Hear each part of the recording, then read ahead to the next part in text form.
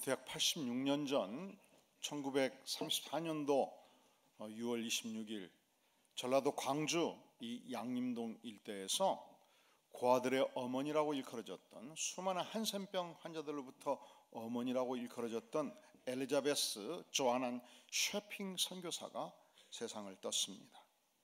그날 광주 양림동 전체가 철시를 했습니다. 수많은 거짓대들이 한센병 환자들이 몰려들기 시작을 했습니다. 아니 광주시 전체가 철시했다고 일컬을 만큼 거대한 장례식이 광주시 사회장으로 진행되고 있었습니다. 이분은 제가 존경하는 홍정일 목사님의 할머니를 전도자로 만들었던 믿음의 여인이었습니다. 1912년도 32살의 나이에 간호사로서 선교사의 자격으로 내한을 했습니다. 광주 제중병원에서 사역을 시작을 했는데 그 시대 너무 거리거리에 가난한 자들, 병자들이 많았기 때문에 고아들 1명, 2명 입양을 하면서 무려 14명의 고아들을 양아들로, 양딸로 직접 집에서 길렀고 또 고아원을 운영을 했습니다. 당시 남편으로부터 버림받은 수많은 여인들을 집에서 거두었고 그들에게 직업교육을 시켰고 또 그들 중에서 복음을 전해서 유능한 복음 전도자가 될 때에 광주 이일성경학교, 전주 한예정 성경학교를 수립을 해서 전도사로 양성을 했습니다. 특별히 소방맞고 버림받은 수많은 여인들이 쉐핑 선교사를 통해서 인생의 희망을 보았고 일어섰습니다. 이분은 완전히 조선 사람이었습니다. 철저하게 언어를 익혀서 조선말에 능통했습니다. 이분은 처음부터 선교사로 왔을 때 한국인이 되기로 작정했습니다. 평생 조선의 옷을 입었고 조선의 신발을 신었습니다. 그가 가진 모든 것을 쏟아부었던 만큼 그가 세상을 떴을 때 의사는 병명을 영양실조라 했습니다. 놀라운 일이죠. 그가 생애를 마감했을 때 그는 오직 수저 2개가 유일한 소유라고 말합니다. 장례식장에 수많은 양림촌의 거짓대들과 한센병 환자들이 몰려들어서 어머니 이 운구행렬에 뒤따르면서 외쳤던 소리가 광주 시내 전체에 울려 퍼졌다고 말합니다. 당시 불교 신자였던 도지사, 야지마, 경찰서장, 민족운동가였던 최원준, 재헌국회의원이 되었던 정광호 씨 등 사회적 인사들이 몰려들었습니다. 연약한 한 여인의 헌신적인 삶이 광주시 전체에 슬픔을 안겨준 것입니다. 그는 오늘날도 이 지역에서 전설적인 믿음의 인물로 알려져 있습니다. 미국 장로교는 지난 250년 동안 전 세계에 수만 명의 선교사를 파송해 왔습니다. 그런데 미국 장로교가 지난 세월 동안 파송한 선교사 중에서 가장 헌신적으로 활동한 선교사 7명 선정을 했는데, 물론 한국에도 수백 명의 선교사들이 활동했죠. 한국에서 활동한 선교사 중에 유일하게 엘리자베스 조아난 쉐핑 선교사가 선정이 되었습니다. 그가 어떻게 해서 한국 선교에 지원하게 되었는가 과정을 보면, 그는 원래 독일에서 태어났고 미국에서 자랐습니다. 그는 어머니가 캐톨릭 출신이었습니다. 그런데 미국에서 간호 전문학교를 다닐 때 성경 공부를 통해서 주님을 만납니다. 그리고 내가 예수님의 제자로서 전적으로 헌신하는 삶을 살기로 작정하고 기도하면서 그가 개신교로 종교를 바꿉니다. 그때 어느 날 한 잡지를 읽게 됩니다. 그것은 장로교의 잡지였습니다. 광주 제정원의 원장 의사 선교사님이 기고한 글이었습니다. 어떻게 환자들이 밀려드는지, 그래서 자기 손길이 미치지 못할 때 옆쪽에서 죽어가는 환자를 돌볼 수 없는 이 고통스러운 호소였습니다. 하지만 그가 살폈던 한반도는 보통 상황이 아니었습니다. 미개한 지역이었습니다. 전염병이 창궐했습니다. 질병이 많은 나라였습니다. 그래서 그가 하나님께 간절히 기도하면서 결단을 내가 한국으로 들어가리라. 주님이 부르시면 내가 한국에 뼈를 묻겠노라. 내가 한국에 들어가면 완전히 한국인이 되기로 결심을 합니다. 그래서 이미 들어오기 전에 한국어를 익히기 시작했고, 한국에 들어와서 완전히 한국 사람같이 한국인의 한복을 입고 배추김치를 먹고 된장국을 먹고 수많은 고아들을 돌보고 비천한 여인들을 돌보면서 한센병 환자들을 돌보면서 평생을 살아간 것입니다. 여러분, 우리가 이 2000년 기독교 역사를 뒤돌아보면 위대한 신학을 만들어내고 거대한 교회를 일으키고 설교 사역을 하고 대부분의 남성들이 그 일을 해왔어요. 그런데 놀랍게도 보이지 않는 손길에서 위대한 사역을 한 수많은 믿음의 여인들이 있었다는 사실을 우리는 결코 간과할 수가 없습니다. 그 중에 룻이라는 여인도 있습니다. 오늘 본문에서 등장하는 이 룻은 그 원어적 개념이 우정, 사랑, 짝꿍, 파트너십을 의미합니다. 이 룻이라는 여인은 마치 셰핑 선교사가 미국에서 편안하게 잘 먹고 잘 살 수 있었음에도 불구하고 이 전염병이 창궐한 나라에 가서 내가 저들을 위해서 내 인생을 바치겠노라 믿음의 결단을 내듯이 그는 하나님께 충분히 기도하고 내가 사랑하는 비련의 여인 시어머니를 위해서 죽기까지 충성하리라 결단을 하게 되는 것입니다. 여러분, 우리의 신앙에서 결단은 대단히 중요합니다. 룻에게는 너무너무 어렵지만 소중한 결단이었습니다. 왜냐하면 그는 단 한 번도 베들레헴을 간 적이 없습니다. 그는 전혀 알지 못하는 곳입니다. 그는 그곳에 갈 때 아는 사람이 전혀 없습니다. 그 미지의 지역을 향해서 떠나기로 결단하는 것입니다. 우리가 신앙인으로서 세상을 할 때 결단해야 될 때가 있죠. 세상이냐 하나님이냐 선택해야 될 때가 있죠. 진리냐 거짓이냐 선택해야 할 때가 있죠. 룻은 자기 인생의 미래가 소중한 만큼 자기만을 위해서 나를 선택할 것인가, 하나님께서 맺게 해주신 비련의 여인 내가 시어머니를 절대적으로 봉양할 것인가 선택의 기로에서 과감하게 망설이지 아니하고 선택을 결단하는 것입니다. 그것이 룻이 보여주는 위대한 믿음입니다. 오늘 본문이 보여주는 룻의 삶 속에서 나타나는 그 믿음의 두 번째 특징이 있습니다.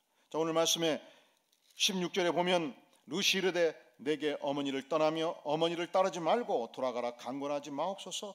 어머니께서 계시는 곳에 나도 가고 어머니께서 머무시는 곳에 나도 머물겠나이다. 어머니의 백성이 어떻게 나의 백성이 된다.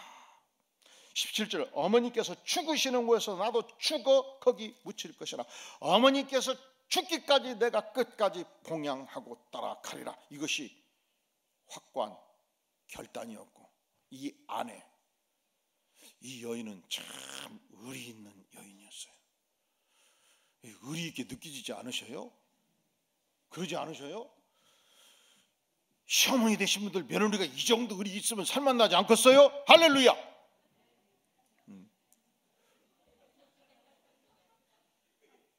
우리 교회 여인들은 다 이런 의리 있는 며느리를 얻으시기를 주의 이름으로 축원합니다. 어머니께서 죽으시는 곳에서도 나도 죽어 거기에 묻힐 것이라. 그러면 간까지 다 빼주고 싶죠.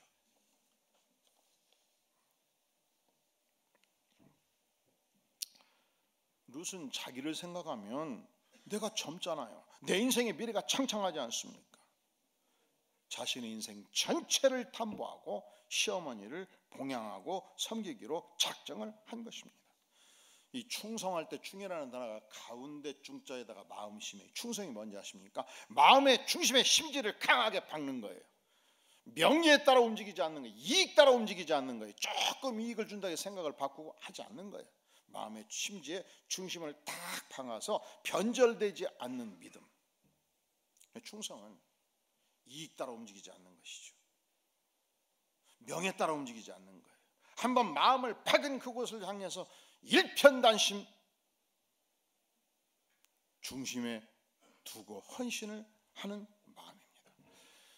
이제 이런 표현을 요즘 젊은이들 별로 원치 않아요. 왜냐하면 이 시대는 이익의 시대거든요. 이익사회거든요.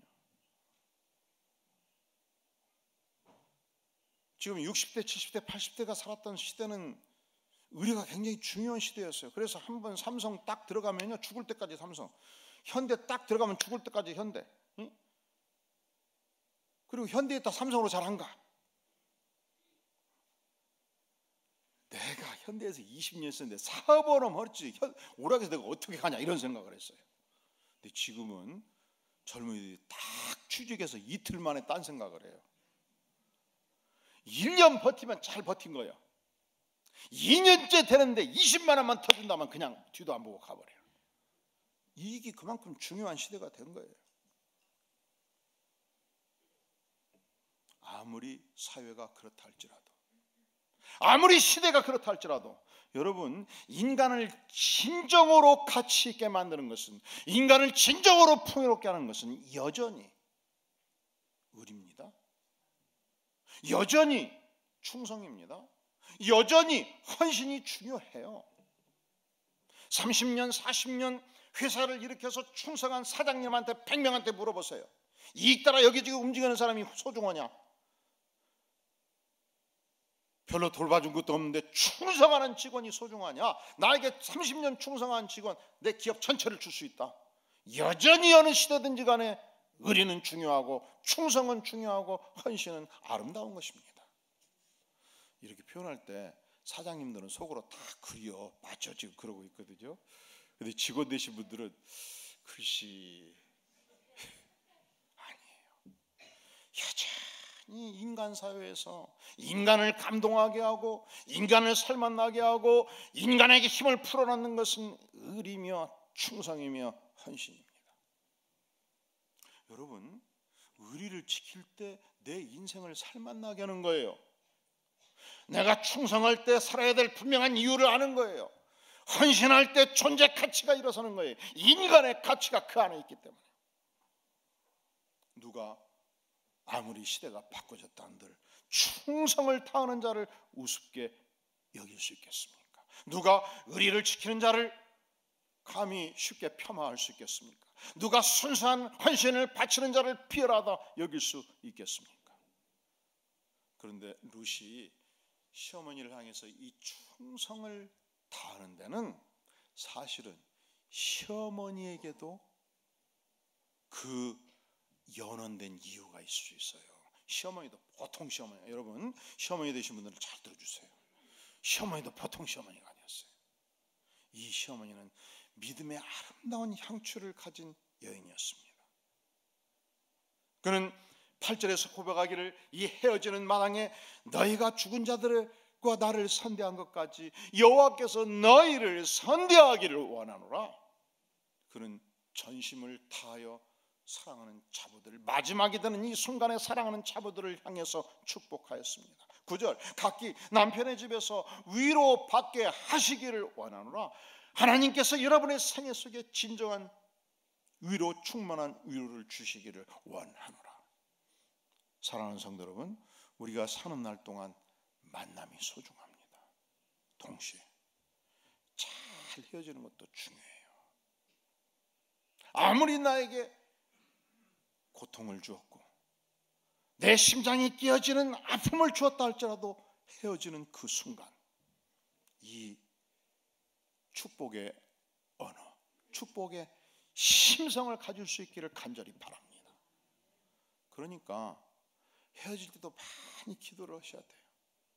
어떤 경우도 때로 여러분을 배신하고 떠나는 자들을 향하여 그 등 뒤를 향하여 비수의 칼을 꽂지 마십시오. 그 칼은 반드시 나에게 다시 돌아오게 될 것입니다. 시오미 나오미 여호와께서 너희를 선대하기를 원하노라. 여호와께서 너희를 위로하기를 원하노라. 룻은 오랫동안 나오미와의 삶을 같이 했습니다. 룻은 시어머니 나오미의 말, 나오미의 행동, 나오미의 신앙 태도를 오랫동안 관찰하고 있었습니다. 그리고 시어머니가 뿜어내었던 품격 있는 믿음의 향취를 온전히 체험하였고, 그 시어머니가 섬기는 여호와 하나님을 체험하였고, 시어머니의 헌신적 사랑을 체험하였고, 그리하여 그는 시어머니를 향해서 결단을 내리게 된 것입니다. 사랑하는 성도 여러분, 모든 조직의 상층부는, 여러분이 만약에 기업에서 이사요, 회장이요, 상층부에 계시다면 이 믿음의 위대한 향취를 바라는 복된 백성 될 수 있기를 간절히 바랍니다. 믿음의 향취는 마치 꽃향기와 같아요. 여러분, 우리가 가족 관계에서도, 형제 간의 관계에서도 사실은 오랜 세월 같이 만나가면 세월이 지나면서 반드시 믿음의 향취를 나타나게 됩니다. 제가 목회를 오래 하다 보니까 다양한 사람들을 만나겠죠. 그런데 때로 그런 분들이 계셔요. 때로 목사님, 저는 10년 전에 교회 졸업해버렸습니다. 지금 교회 나간다는 얘기, 안 나간다는 얘기야. 목사님, 근데 말이죠, 예수를 진짜 믿으려면 우리 큰형님 같이 믿어야 되겠더라고요. 우리 큰형님은요 진짜 원수를 선대해버려요. 우리 큰형님은요 진짜 성경대로 살아버려요.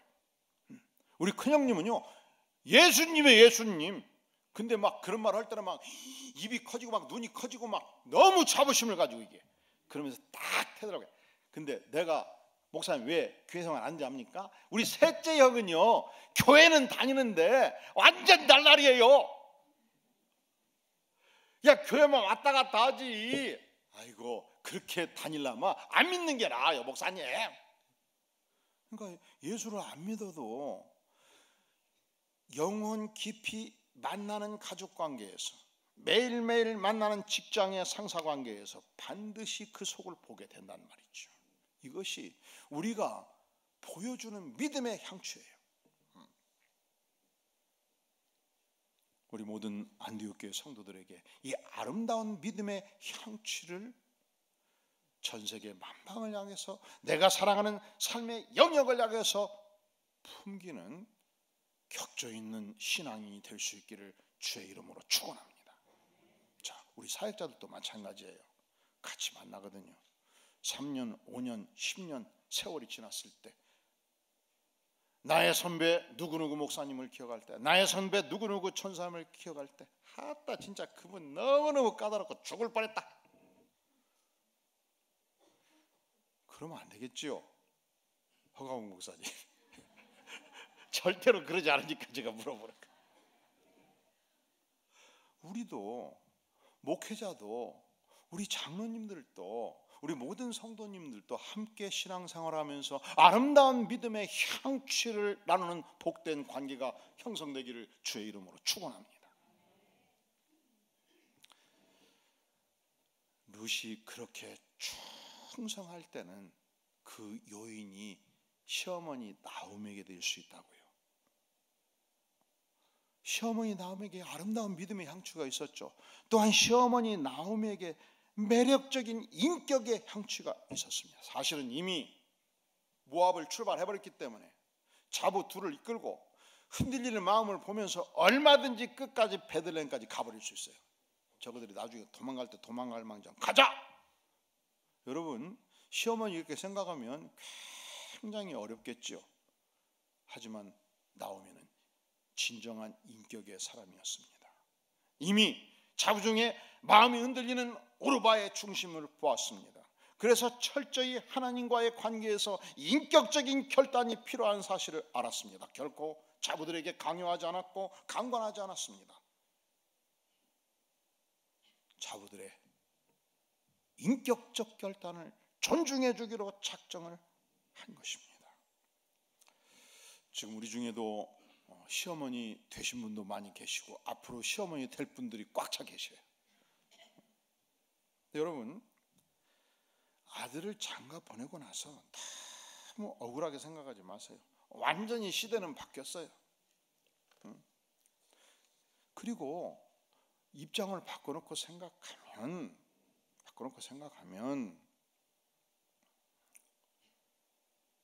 장가간 아들은 의사결정을 며느리하고 주로 하는 게 행복하게 살겠습니까? 며느리 의사는 무시하고 시어머니하고 주로 의사결정해서 딱딱 가정생활 하는 게 가정이 평안하겠습니까?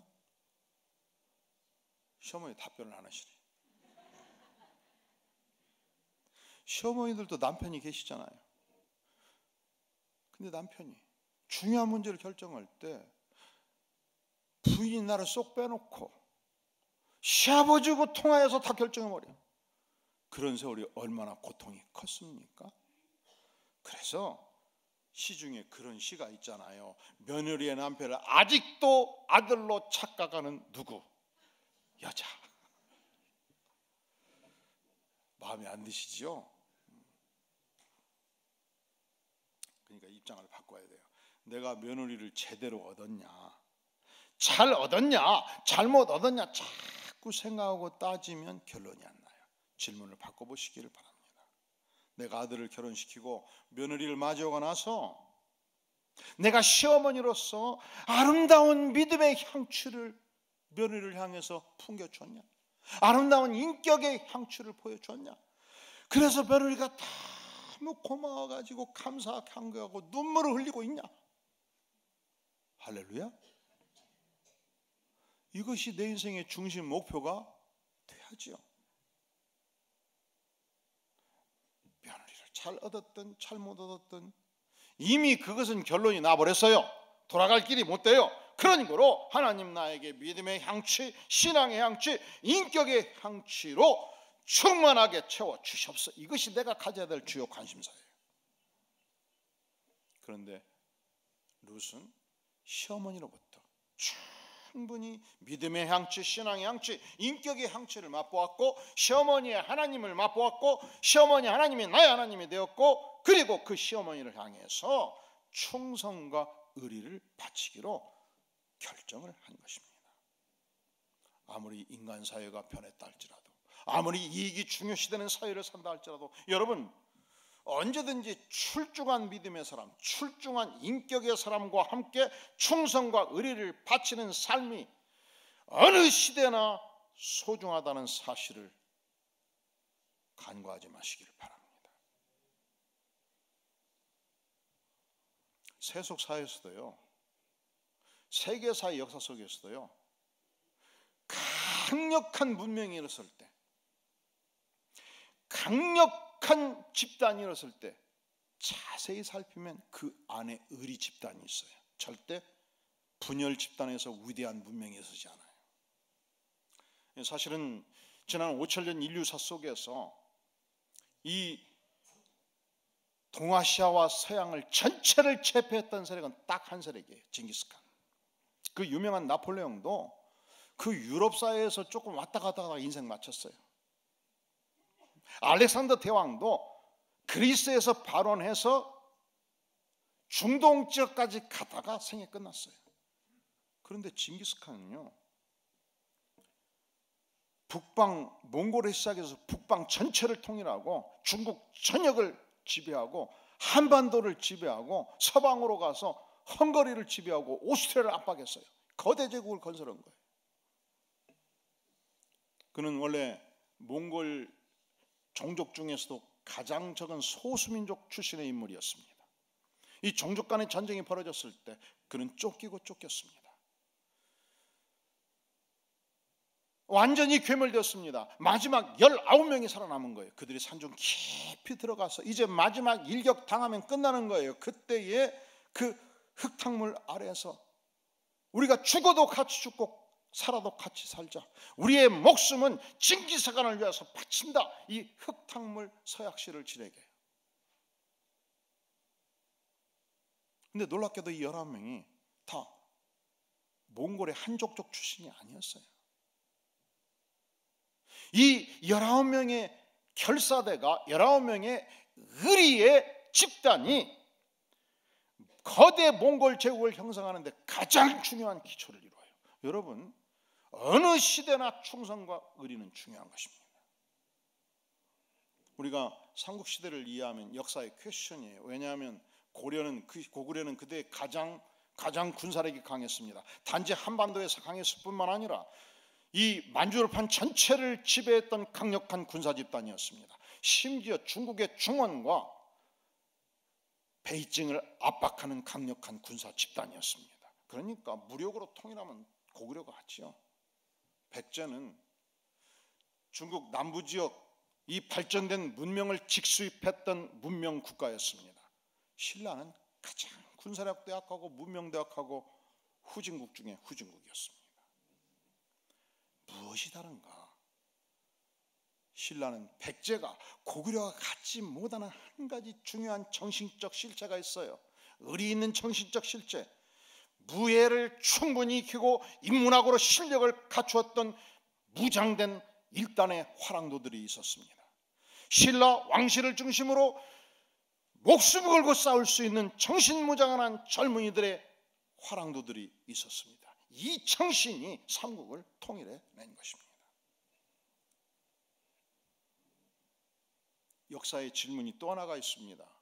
예수님은 그 시대 가장 극악무도한 범죄자들이 처형당했던 십자가에서 처형당하신 거예요. 죽으신 거예요. 그리고 예수님의 제자들은 뿔뿔이 다 흩어져 버린 거예요. 어떻게 이 팔레스타인의 작은 지역에서 영향력을 발휘하던 예수님이 십자가에 죽으셨음에도 불구하고 300년 만에 거대한 로마 제국 전체에서 공인받는 유일한 종교가 될 수 있었는가? 크리스천이죠. 동일한 원리가 적용이 됩니다. 예수님은 부활하셨습니다. 흩어진 제자를 한 사람 한 사람 불러 모으셨습니다. 저들을 책망하지 아니하셨습니다. 약속하신 대로, 성경이 약속하신 대로, 내가 공언한 대로 나는 죽음을 뚫고 부활하였다. 제자들은 부활하신 예수님을 만나고 용기 백배했습니다. 우리가 다시는 예수님을 배신하지 아니하리라. 예수님의 말씀을 따라 충성하리라. 12명의 모든 제자들이 순교하기까지 충성했습니다. 베드로는 마지막 순교 당할 때 나의 스승 되신 예수님의 십자가를 내가 맬 수 없다. 나를 거꾸로 매달아라. 거꾸로 십자가에 죽기까지 충성을 한 것입니다. 어느 시대나 충성은 소중해요.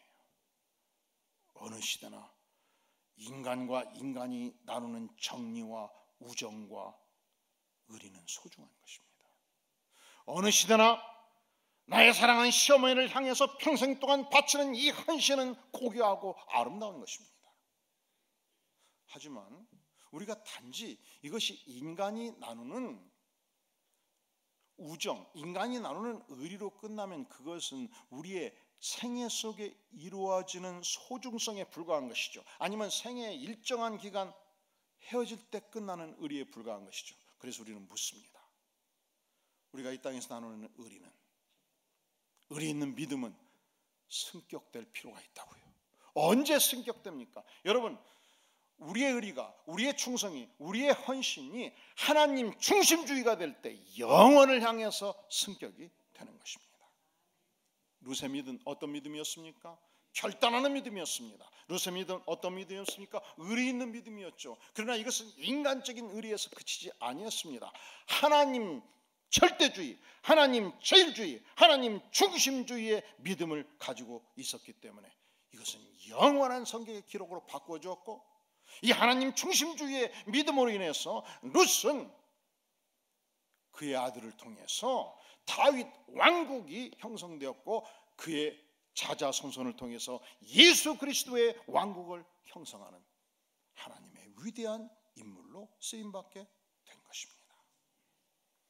16절에서 보면은 어머니의 하나님은 나의 하나님이라 고백하지 않습니까? 어머니가 가는 고향 땅은 바로 나의 고향 땅이 됩니다. 하나님이 어머니 주신 이 가나안 땅은 바로 하나님께서 나에게 주신 가나안 땅입니다. 이것이 룻의 신앙 고백이었습니다.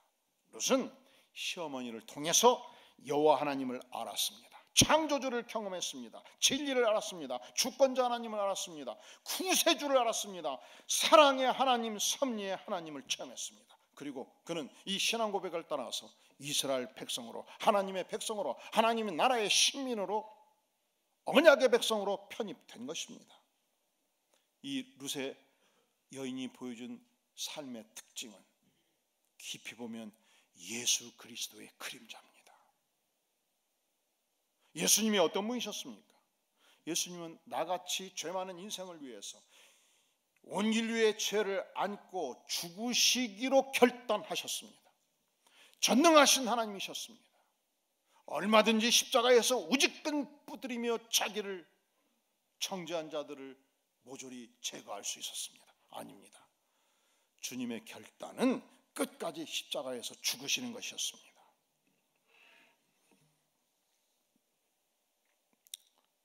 우리 주님은 배신하는 제자들을, 떠나는 제자들을 한 사람 한 사람 찾아가요. 심지어 직접 조반을 준비해서 먹게 하십니다.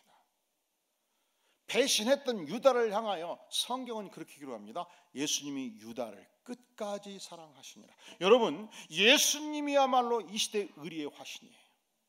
예수님은 한번 선택한 백성을 결코 놓치지 아니하셨습니다. 예수님, 그분은 지상의 생애 동안 언제든지 하나님 제1주의 삶을 사셨습니다. 주께서 십자가에 달리기 전날 밤 땀방울이 핏방울이 되도록 간절히 기도했던 기도의 제목이 무엇입니까? 십자가 앞에서 내 뜻대로 마옵시고 아버지의 뜻대로 하옵소서. 하나님 제1주의 신앙이었습니다. 밤새도록 기도하시고 하루 종일 병자들을 고치시고 그 피곤한 몸을 이끄시고 새벽 미명에 다시 산에 가서 기도하십니다. 왜 기도하십니까? 하나님의 뜻에 전적으로 순종하기 위하여. 예수님의 삶 전체가 결단하는 믿음이요, 의리 있는 믿음이요, 하나님 제1주의 믿음으로 무장된 생애였습니다. 그 주께서 우리에게 오늘 또 제자된 우리를 향하여 말씀하십니다. 나를 따르라. 2020년도 이 예수님을 바라보면서 사랑하는 성도 여러분, 전적으로 예수님을 따르는 복된 생애 되기를 주의 이름으로 축원합니다. 기도하시겠습니다.